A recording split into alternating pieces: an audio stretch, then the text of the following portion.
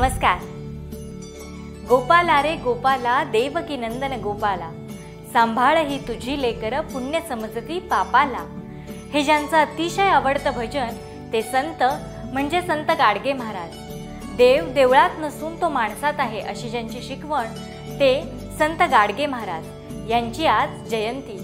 या जयंती निमित्त आजच्या विशेष भागातून जाणून घेऊया संत गाडगे महाराजांविषयी। संत गाडगे बाबांचा जन्म 23 फेब्रुवारी 1876 मध्ये शेणगाव येथे झाला। त्यांचे पूर्ण नाव डेबूजी झिंगराजी जानोरकर असे होते। त्यांनी वयाच्या 8व्या वर्षापासून आपल्या घरातील विपन्न परिस्थितीचे, आपल्या समाजाच्या मागासलेपणाचे, समाजाच्या अडाणीपणाचे निरीक्षण केले।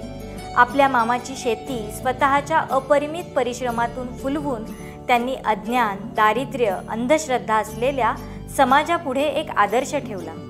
मानवाची सेवा हीच खरी ईश्वर सेवा या भूमिकेतून संपूर्ण आयुष्य गाडगे बाबा अहोरात्र दीन दुबळ्यांसाठी झटले। गाडगे बाबा संत तुकारामांना गुरु मानत। संत आणि सुधारक या दोन्ही वृत्ती गाडगे बाबांमध्ये होत्या। तुकारामांप्रमाणे ठणकावून सत्य सांगण्याचे धैर्य बाबांमध्ये होते। जनसंपर्क होता। कर्मयोगी गाडगे बाबांनी या समाजामध्ये फार मोठं कार्य केलं। गाडगे बाबा एक महान तत्वज्ञ, द्रष्टे, समाज सुधारक आणि प्रबोधनकार होते।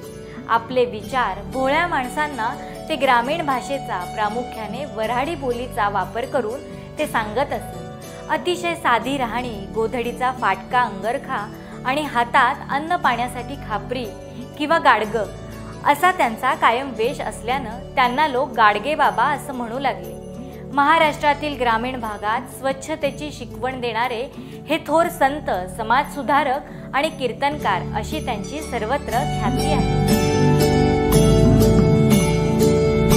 गाडगे बाबांनी गोर गरीब यांच्यातील अज्ञान, अंधश्रद्धा, अस्वच्छता यांचे उच्चाटन करण्यासाठी कार्य केले। त्यांच्या लग्नानंतर काही काळातच त्यांनी संन्यास स्वीकारला। वनवासात देखील त्यांनी लोकसेवेचे व्रत सोडले नाही। ते ज्या ज्या गावात जात ते संपूर्ण गाव स्वच्छ करीत असत। गाडगे महाराज चालते फिरते सामाजिक शिक्षक होते। ते संपूर्ण महाराष्ट्रभर फिरले।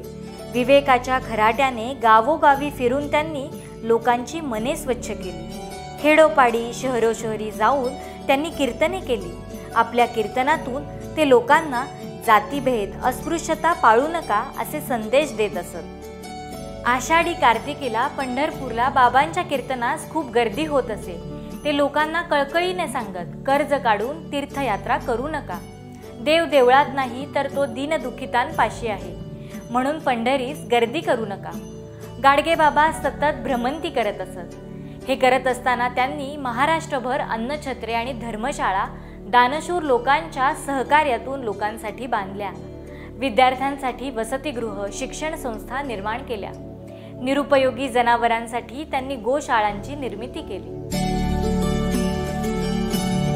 भुकेलेल्यांना अन्न, तहानलेल्यांना पाणी, उघड्यावर जे असतील त्यांना वस्त्र, गरीब मुलामुलींना शिक्षणासाठी मदत, बेघरांना आसरा, अंध, पंगू, रोगी यांना औषधोपचार, बेकारांना रोजगार, पशुपक्षी, मुक्या प्राण्यांना अभय, गरीब तरुण तरुणींचे लग्न, दुःखी व निराशांना हिम्मत, गोरगरिबांना शिक्षण हाच आजचा रोकडा धर्म आहे। हीच खरी भक्ती आणि देवपूजा आहे असे प्रबोधन काव्य, दशसूत्री संदेश संत गाडगे बाबांनी दिला।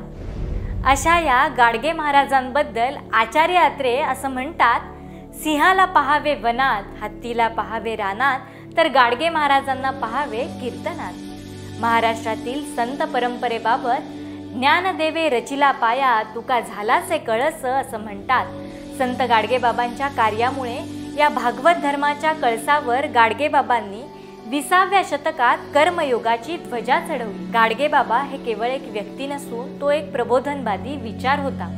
अशा या समाज क्रांतिकारकाचे 20 डिसेंबर 1956 रोजी देहावसान झाले। मित्र हो, देव हा दगडात नसून तो माणसात आहे आणि त्या माणसातील माणुसकीत आहे। हाच संदेश आपण आजच्या कार्यक्रमातून घेऊया। भेटूयात नवीन कार्यक्रमासह। तोपर्यंत नमस्कार।